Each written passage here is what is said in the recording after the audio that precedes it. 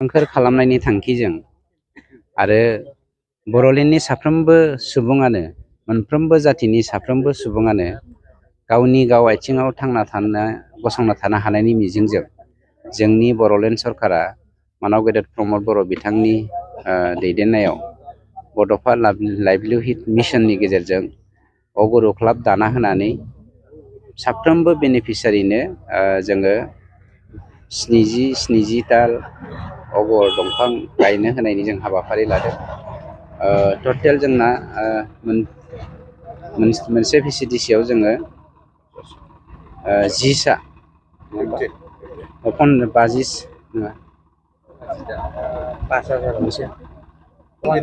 मोनसे बेनिफिसियारियाव जों 50 जन माबा खालामनाय जागोन, अगर दंफां हरनाय जागोन। गतिके फैगौ 10 आरो 15 बोसोरनि गेजेराव बर'लेण्डनि मानसिफ्रा साफ्रोमबो गावनि गाव आथिङाव गसंथानो हानायजों लोगोसे बर'लेण्डखौ कमप्लिटलि मोथांखोर खालामनो हानायनि बेबस्थाखौ जोंनि सरकारा लादों। मानोना जोंनि बेयाव बर'लेण्डनि जेसेबां हा खालि दङ बेनि गेजेराव 34% फरेस्ट लेण्ड।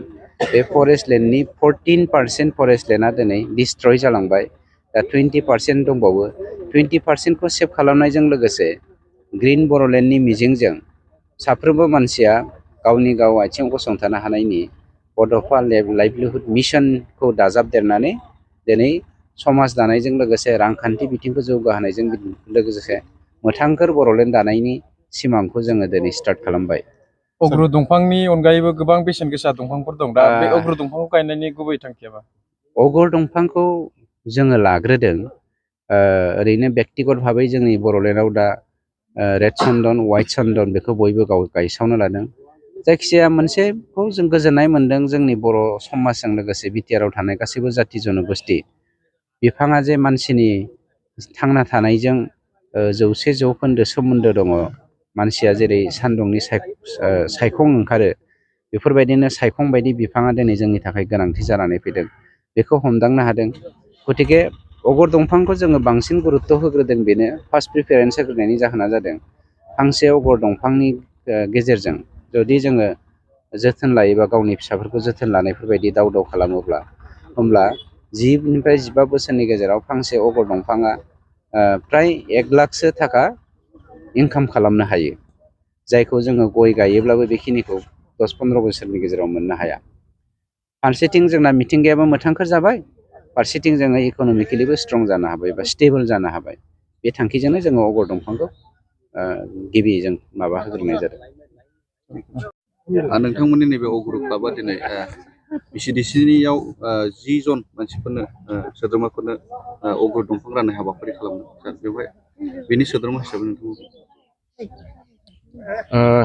जे मिशन, गिबियावनो बे मिशनखौ बाख्नायग्रोनांगोन जे बड'फा लाइभलिहुड मिशननि गेजेरजों मानसिफोरनो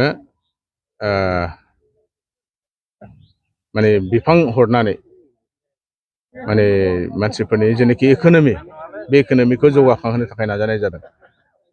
दा मोनफ्रोमबो समस्थियाव मोनसे मोनसे अग्रु क्लाब दानानै होनाय जादों। दा थिग बेबायदिनो जोंनावबो थांनाय फेब्रुवारिनि 13 तारिखआव दानाय जाबाय। बेनि उनाव जोंनाव दा स्टकआव नार्सारियाव, जोंनि नार्सारियाव दा फुलियाबो दंफैसै। दा फुलिखौ हरनाया दिनै जागायबाय आरो। दा जोङो मोनसे VCDCआव 50 जन करि फार्मार एबा बेनिफिसियारि सेलेक्ट खालामनाय जादों। दा बिथांमोननो 70 दाल करि जोङो फुलि हरगोन आरो 75 दाल हरनांगौ। दा माखासे फुलिया नस्थ' जादों, बे हिसाबै जों 70 दाल करि बयनोबो जाहाथे हरनो हायो, जों दा 70 दाल हरग्रोनानै जों दा जागायदों आरो। गोदोनि समावहाय नैबे अग्रु दंफांखौ माखासे मानसिफ्रा गायनो माना खालामोमोन, नाथाय दा दिनैनि बेलायावहाय जों फार्स्ट टाइम नुनो मोनबाय।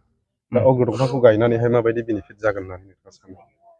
ओरैनो गोदो मा जाहोनाव, मानि थाखाय बादा होयोमोन गायनो, आं मिथिया जाहोनखौ। खिन्थु दिनै जुदि जों नायोब्ला जों मिथिगौ जे अग्रुनि बेसेना बिराद गोजौ। इन्टारनेशनेल मार्केटआव किल'आव 3000 गाहाम आं बे रोखोमनि नुदोंमोन आरो। बेनिफ्राय 5000सिम गाहाम बे रोखोमनि दङ होननानै आं मिथिगौ आरो। ओमफ्राय जोंनाव माखासे एजेन्टफोर दङ, अग्रुनि एजेन्ट जायफोर दङ, बिथांमोनहा माने जोंनि फार्मारफोरखौ बिराद थगायो। जे बेसेन होनांगौ बेखौ होआ। दा बेखायनो माने जानो हागौ जे माने मानसिफोरनाव गोसो बायनाय फैदों, गायबाबो जायोबाबो माथो बेसेनानो मोना, दामानो मोना, सेनबो जाया। बे सेन जाहोनायनि थाखाय माखासे खायदा दं, कौशल दं। बेनि थाखाय बेनिफिसियारिफोरखौ ट्रेनिं होनाय जागोन आरो जोंनि फार्मारफोरखौ ट्रेनिं होनाय जागोन। दा आरो बिथांमोनखौ फुरा जोथोन लानो थाखाय नैबे अग्रु क्लाबा दं आरो। दा अग्रु क्लाबनि गेजेरजों जों जायफोरनो फुलि हरबाय अग्रु क्लाबनि गेजेरजों, दा बिथांमोनखौ फुरा जोथोन लानाय जागोन। बिथांमोननि फुलिया मा अबस्थायाव दङ दा बेफोर गासिबोखौबो नायगोन। जुदि थैयोबा बिनि जायगायाव रिप्लेसमेन्टबो जागोन, गोदान बहरबावनाय जागोन फुलि। दा मेन उद्देश्यआ बेनो जे जोंनाव बिराद गोरिब मानसिफोर दङ, इक'नमिकेलि बिराद माने डाउन सदन मानसिफोर दङ। दा बिथांमोनखौ नैबे अग्रु फुलि हरनायनि गेजेरजों, अग्रुखौ गायहोनायनि गेजेरजों बिथांमोनखौ लाखपति बानायनाय बे थांखि दङ आरो। दा फांसे फांसे अग्रु बिफांनिफ्राय जुदि 10-15 बोसोराव जुदि 1 लाख करि जुदि फैनांगौब्ला, दा जोङो 70 दाल हरनायाव 70 दालाबो जुदि थांनानै थायोबा, 75 दाल जुदि थांनानै थायोब्ला, अब्ला बेथ' 70-75 लाखनि मानसि जागोन मोनसे समाव। अब्ला जोंनि गेजेराव जेनाखि पभार्टि, बे पभार्टिया माने मा होनो बेखौ BPL नि मानसिफ्रा दिनै माने APL आव थांजोबगोन आरो, लाखपति जाहैजोबगोन आरो। दा थांखिया बे आरो बेजों लोगोसे ग्रिन मोनसे बिटिआर खालामनाय, जोंनि बड'लेण्डखौ ग्रिन खालामनाय आरो। बे दंफांखौहाय जों नुनो मोनो दि माखासे गामिफ्रावहाय एसे देरहांब्लानो फलंनानै बा मोनसे मुलि सोनानै दोनो। दा थारैनो बे मुलि सोनाया माबायदि खामानियाव होथावथाव? ओरैनो आंबो बेनि सायाव ट्रेनिं मोनाखै, अब्लाबो आं मिथिगौ जे माने बे रोखोमनि गेजेरजों माखासे माबाया जायो आरो। जोंनि हायाव एसे बै सेना बारा फैया होनदों आरो। बै माबाया जे जिनिसा अग्रुआव जाय जिनिसखौ नांगौ, अग्रु बिफांनिफ्राय जाय जिनिसखौ दिहुननाय जायो, बे जिनिसा माने जोंनि हायाव बारा जाया होनदों आरो, माखासे जायगाफ्राव जायो।